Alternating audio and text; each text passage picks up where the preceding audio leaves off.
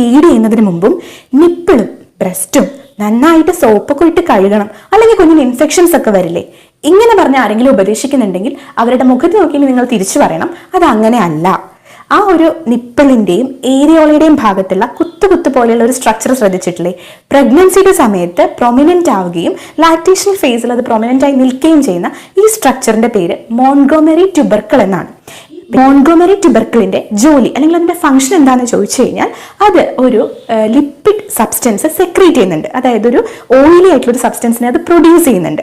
ഈ ഓയിലി ആയിട്ടുള്ള സബ്സ്റ്റൻസിന്റെ ബെനിഫിറ്റ്സ് പറഞ്ഞു കഴിഞ്ഞാൽ, ഒന്ന്, അതിനൊരു പ്രത്യേകതരം അരോമ, അതായത് സ്മെല്ലുണ്ട്. അതുകൊണ്ട് തന്നെ കുഞ്ഞിന് കൃത്യമായിട്ട് അമ്മയുടെ നിപ്പിളും ഏരിയോളയും എവിടെയാണ് വരുന്നത് എന്നുള്ളത് മനസ്സിലാക്കാൻ വേണ്ടി പറ്റും.